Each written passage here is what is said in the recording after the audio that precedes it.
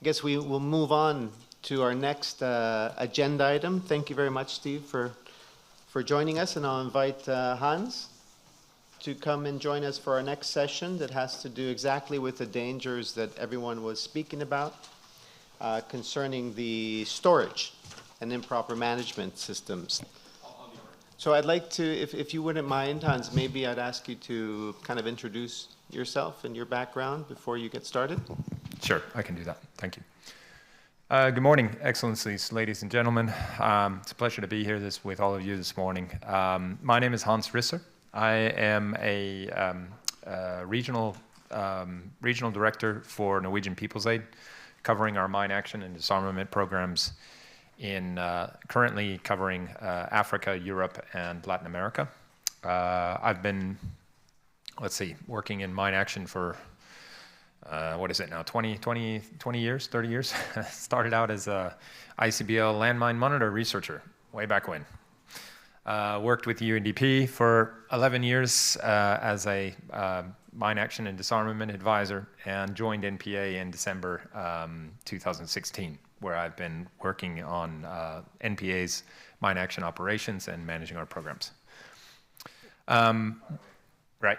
What I'm here to talk about today, I have to, here's a warning. I'm not an ammunition technical officer, but I did have some ammunition technical officers prepare this wonderful presentation for me, so I will talk it through, and I hope I can answer everyone's questions. We're starting with a picture that's, yeah, it looks a lot more pixely when it's on a big screen like that, but these are some anti-personnel mines that have been stored, yeah, not the most ideal way to store them, but not the worst I've seen. But we can come back to this after this presentation. I know there's some experts in this room that can already probably point out a few things that are what's wrong with this picture. But to give everybody a fair chance, we'll go through the presentation. Maybe we can come back. Next slide, please. Yeah, I think we've discussed this topic already. Everyone's aware that we're allowed to retain landmines for training under the convention, so we can move to the next slide. The point there is that it is supposed to be the minimum number required for training. I'm going to be speaking a little bit here on general stockpile management of arms and ammunition. The references we go to for our weapons and ammunition management projects are the International Ammunition Technical Guidelines, which provides, like IMAS, international standards and guidelines for the storage, safe storage of ammunition and weapons. There are a number of general points here that are relevant for anti-personnel mines, but for all ammunition. So when we talk about stockpile management, we're talking about it's a variety of technical aspects related to the safety and protection of the weapons and ammunition and explosives. We include accounting, storage, transportation, and handling of the munitions that are stored. There's a number of relatively inexpensive ways that we can improve safety and security within the ammunition that's stored, following IATG guidelines, and that's the objective. We know that militaries and police forces need weapons and ammunition, so we want to make sure that it's stored as safely as possible. The reasons for that are, of course, because these items do represent a risk to the wider society, to the military personnel and police officers that store them, but also to civilian populations living in close proximity. And we don't have to go far in the world's news. There's an explosion recently in Chad, and it's not the first one, and we see how a fire breaks out at a storage facility, and both the personnel working there but also local civilians are injured and or killed, not to mention the infrastructure damage. And large unsecured or unsafely stored ammunition presents a huge risk to some populated areas where it becomes oversupplied or surplus stocks are excessive and not stored in good conditions. It's also a risk for security. Some people have already mentioned this morning diversion, proliferation, unsecured stocks that aren't safely guarded are a target for insurgents or criminals or terrorists who will get them, repurpose them, sell them, or use them against the forces that own them. So maintaining safe and secure stockpiles are essential to reduce those risks to the wider civilian population and the people that work with that ammunition. So one of the main conclusions in stockpile management is actually that you only want to keep your operational ammunition that is absolutely essential, and destroy all stockpiles of obsolete, damaged, or surplus ammunition. You just don't want that stuff sitting around waiting in a storehouse. So weapons destruction, ammunition destruction of surplus and obsolete munitions, and at-risk ammunition is a vital way of making sure that it can't be reused and it doesn't present a risk to the community. Next slide, please. So storage regulations, these are some basic ones that apply to all ammunition, but in this case we're looking at, so if you had to store some anti-personnel mines that are retained for training, what would be the basic essentials that you need to do? One of the main things we want to do is segregation. It's not explicitly written as it is in the Cluster Munition Convention, but you do need to, these are prohibited items. You've signed the convention, these are prohibited items. They need to be moved away from any other operational ammunition. You don't want somebody getting confused and taking a box out to the field or anything like that. So better that it's separated completely from operational ammunition and stored in a separate explosive storage house. We need controlled access. This is standard for all ammunition. We need climate control ammunition. Explosives that are stored are very susceptible to weather conditions. Heat and humidity will accelerate the deterioration of the ammunition, making it into a bad state. And explosives, and particularly some forms of detonators, but propellants, if they degrade too much, they can auto-ignite. They can explode on their own. So we want to make sure that the climate and the conditions they're stored in are well, to make sure that they're preserved for as long as possible. Inventory records. Record keeping is very important. We need to know what's in the stockpile. We need those records. There's a lot of paper recordings, but I'll also show some examples today of electronic record keeping, what you would do for any ammunition you want. And regular inspections. I think that was mentioned already, but yes, you need somebody qualified, the ammunition technical officers, ammunition technicians, to go and regularly inspect the warehouse itself, but also the supplies in the stockpile. Next slide, please. Anti-personnel mines. I don't deal much with the manufacture of these mines anymore, but when they were mass-produced, they were, and those states that still do, they come in basically two various forms. The first is they are, they come not assembled. So the initiator, the detonator, and the high explosive landmine itself are generally separated. And they come in a packaging, either combined packaging, where they are separate with the high explosive, the mine body, and the initiator in the same inner and outer packaging, but separated and palletized on a pallet. Or they can come where they're completely separate. You'll have one box for the detonators and another box for the mine bodies. But they're always stored separated. They're not live. You wouldn't put the fuse in it. So they basically come in that manner. The best storage means that you have here is to make sure that that remains so. Keep it in its original packaging is one of the best recommendations our ammunition technical officers have for us. You want it to have a long life. Keep it in its original packaging. Next slide, please. So separate the AP mines from the stockpiles from other ammunition in the explosive storage house. You can mark them and store separately from other operational ammunition to prevent accidental use. The stockpiled AP mines should be kept in their original inner and outer packaging with the mine body separate from the initiator or detonator. And they should remain not assembled, but separately secured and sealed in the same inner and outer packagings. Once AP mines and/or their detonators have been removed from the inner and outer packaging, the stockpiling of the mine body and the initiator must be separated. So we must maintain that separation. I'll explain why that is. The next slide.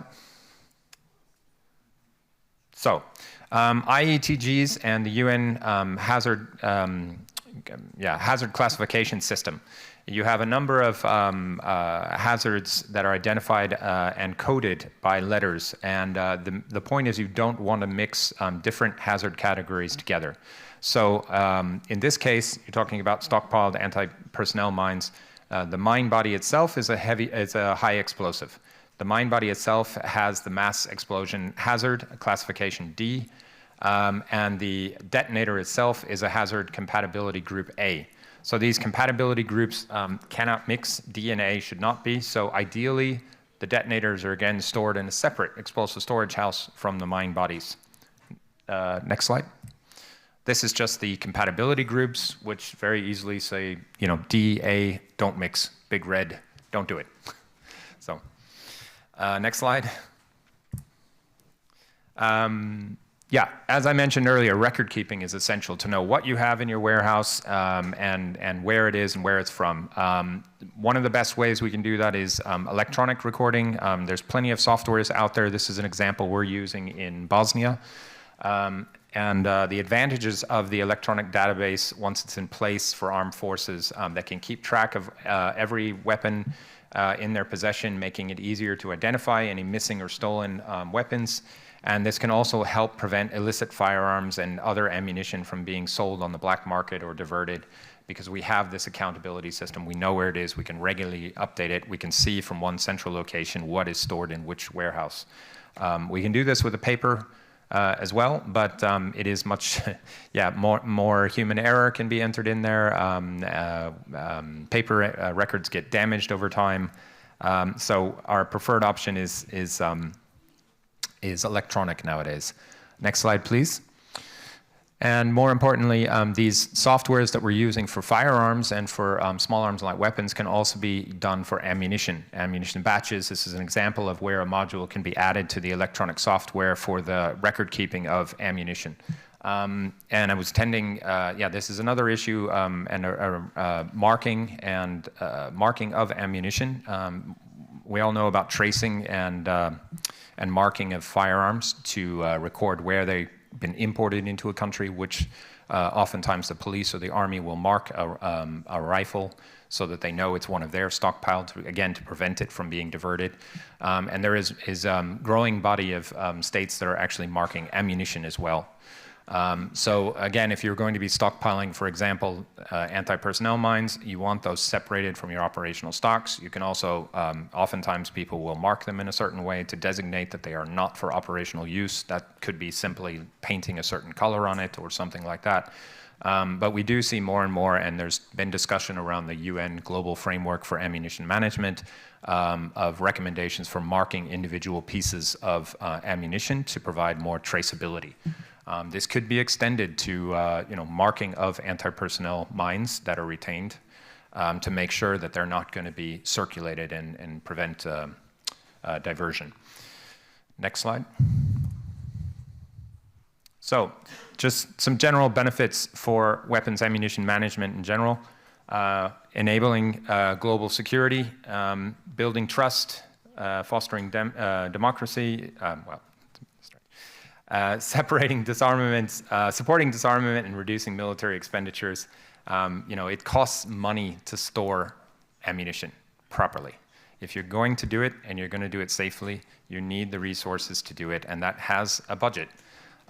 So while it costs money to actually destroy the ammunition, I've seen cost-benefit analysis that we've done in some of our programs with the UN before that shows, retaining those ammunition over a certain number of years. You say, oh, well, I don't have money to destroy this surplus ammunition this year. Well, you put it in a warehouse, you have a running cost for maintaining that warehouse. Over the years, that cost actually will exceed the amount that you initially needed to destroy it. So that's some of the lessons learned that, on the long run, it's actually beneficial from a budget-wise to destroy the surplus ammunition that you don't need. Next slide. Digital record keeping, I mentioned that before, different softwares that are out there. It has a number of advantages: improved efficiency, increased transparency, better accountability, enhancing the security, real-time monitoring of the stockpiles. So we definitely recommend electronic and record keeping for those states that don't have it yet. Next slide, please. So just some quick conclusions, and then I can try to answer any questions. The first point, if you don't need any ammunition, if it's surplus or obsolete and you're not going to be using it operationally, working on weapons ammunition projects, come across many countries that have ammunition that they don't have the weapons systems to actually deploy it anymore. They bought ammunition, a missile or something at some stage, or a bomb, but they don't have the weapons system necessary to fire it. Why keep it? So if you don't need it, destroy it. And that would be our recommendations with the anti-personnel mines. Take a look at how you're using them for training. And if you don't need them, in line with general ammunition storage, get rid of them and destroy them. That would be our first recommendation.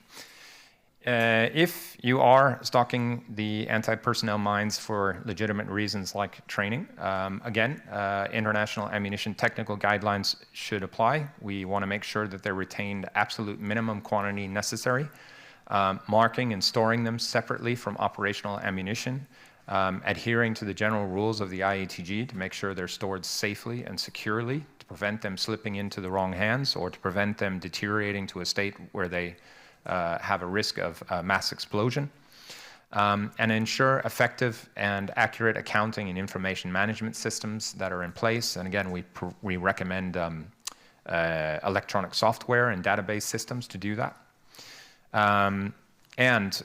Final recommendation, if you don't want the risks posed by stockpiling them, then try to move to other methods, as we've been discussing, practice mines or other alternatives. 3D printing of training aids is something that we're using increasingly more, that these munitions then don't have the same risks as the actual live mines. So with that, that's the end, and I would welcome any questions if I can try to answer them. Yeah. Thank you. Thank you so much, Hans. That's a great presentation. And as your conclusion said, it seems like a lot of work to keep something you may not have to use or you may not need. So thank you so much for that presentation. And I'll open the floor for any questions that anyone may have to Hans. Please, Bhutan. I'm sure there are types of anti-personnel mines. So how many types of anti-personnel mines, and what are their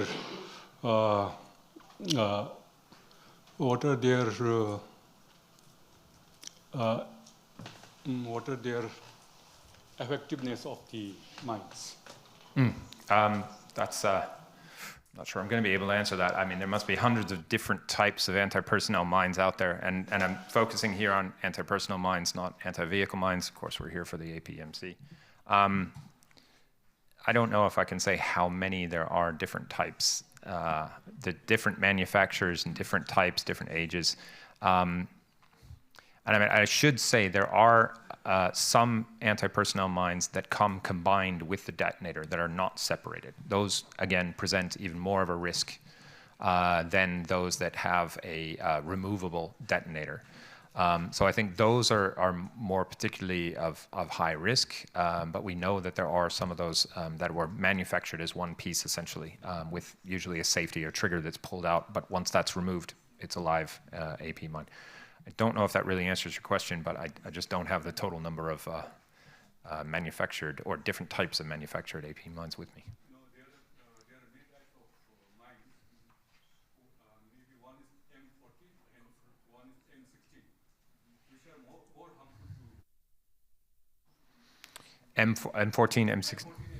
Yeah, those are American-made munitions. Those are two of them. The M16 is the M16 is the blast mine, what we call the toe popper. I think there was an example out there. Those are, well, actually, in our experience, the more hazardous ones from a clearance point of view is the bounding fragmentation mines. OZMs, which is a Russian variety, but there's several different varieties, German manufactured as well, I think all the way back in World War II, but those are the kinds that usually a tripwire will initiate it, it will pop up and explode, spreading shrapnel around a very wide radius, so it'll affect multiple people, whereas the smaller blast mine on a foot will affect the single individual who unfortunately steps on it. So I think from a clearance point of view, we're always worried about the bounding fragmentation mines. But I mean, those M14, the small ones, if they're the ones I remember, those are very difficult from a detection point of view as well, and have posed many problems in our clearance operations before. But I mean, from a mass casualty incident where we have had several deminers injured at one time, the blast fragmentation, I would say. But that's my personal opinion. There's probably a dozen different opinions on that out here in this room. Yeah, thank you very much for the question. And thankfully, production of anti-personnel mines is almost all but stopped. So hopefully we get rid of the ones that are laying around. And then we have our colleague from CPADD. And I encourage anyone that wants to contribute to the answer to questions to please do contribute if you want to jump in. Thank you. Please go ahead. Oui, bonjour à tous. Je suis le directeur du CPADD du Bénin. Je voudrais intervenir par rapport à la question qui a été posée. Je pense que la question, c'était de savoir les différents types de mines antipersonnelles qu'on pourrait avoir.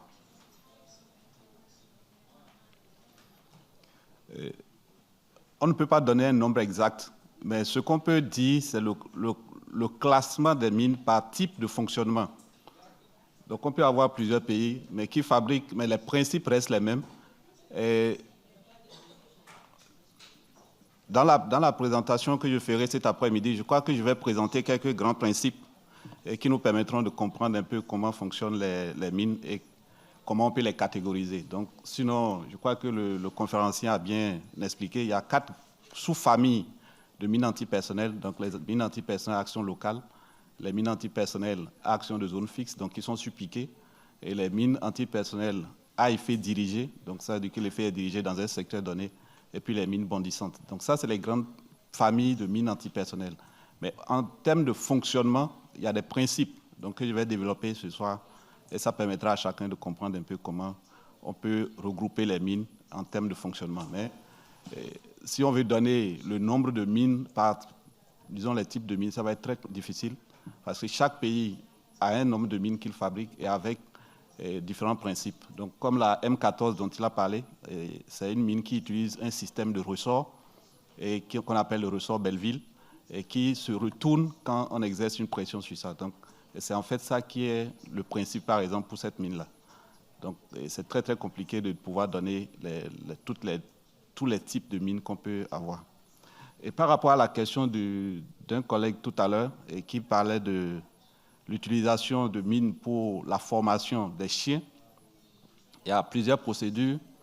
Et en fait, le chien utilise la détection par l'odorat. Donc, comme il renifle, donc c'est seulement l'explosif que le chien détecte, mais ce n'est pas la mine elle-même que le chien détecte. Donc, il détecte la présence de l'odeur de l'explosif à un emplacement donné. Donc, personnellement, on n'a pas besoin de garder les mines actives pour la formation des chiens, autant donné que nous avons aujourd'hui tout le catalogue qui permet de dire par type de mine la nature de l'explosif qu'on y trouve. Donc, pour former un chien sur les mines qu'on a retrouvées dans un secteur donné, il est facile de retracer sur la base des fiches techniques des mines, de savoir que nous allons mettre en place dans ce pays ce type d'explosif et qui permettra aux chiens de s'habituer à la détection de cette odeur. Donc je pense que pour confirmer ce que les collègues ont déjà dit, ce n'est pas vraiment nécessaire de garder les stocks de mines aux fins de formation, surtout pour les chiens. Il suffit d'avoir des mines, disons de l'explosif simplement, et puis on peut procéder à la formation des chiens. L'autre chose qu'on peut aussi utiliser, c'est une fois qu'on a la chance d'avoir des mines avec des allumeurs séparés, donc ça veut dire que la partie active qui contient le détonateur peut être séparée de la mine. Donc si on peut détruire déjà les allumeurs, le reste de la mine qui est en fait juste une enveloppe avec de l'explosif ne constitue plus une mine en réalité. Donc je crois qu'il y a plusieurs alternatives qu'on peut utiliser en retirant simplement les allumeurs, l'explosif qui reste dans le contenant peut être utilisé aux fins de formation des chiens. Merci.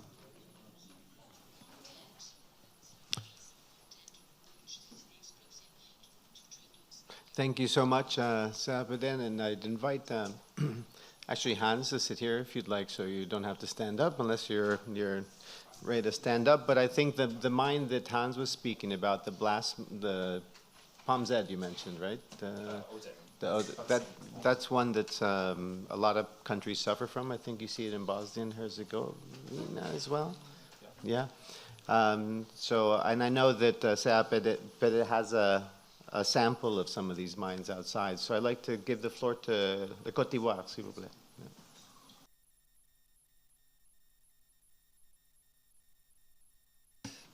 Ok, je vous remercie. Je remercie M. Hans pour sa brillante présentation. Il a donné assez d'éléments très intéressants. Je parle à la suite de mon professeur, c'est lui-même qui m'a enseigné au niveau du CPADD. Aujourd'hui, la Côte d'Ivoire a bénéficié de beaucoup de formations de ce centre-là. Et ça nous a permis de connaître véritablement ce qu'étaient que les mines, parce que nous en disposions, mais nous n'avons pas de formation sur les mines. Et je pense que M. Hans a répondu à la question. Le professeur aussi a donné tous les détails techniques, voilà, parce que dans la matière, il y a beaucoup d'éléments qu'il faut prendre en compte. Aujourd'hui, nous parlons des mines, mais il y a un autre élément encore qui vient encore compliquer la tâche, ce sont les dispositifs de piégeage. Et je pense que le professeur ce soir, en donnant sa présentation sur les mines, va peut-être aborder ce point-là, pour qu'on sache que disposer des mines, stocker les mines n'est pas le problème, mais c'est la manière dont elle est enfouie dans le sol là qui constitue le problème. Voilà, donc je tiens à vous remercier pour cela. Il a dit que la réponse que je voulais donner a été déjà donnée par le professeur, je n'ai plus rien à dire. Je vous remercie.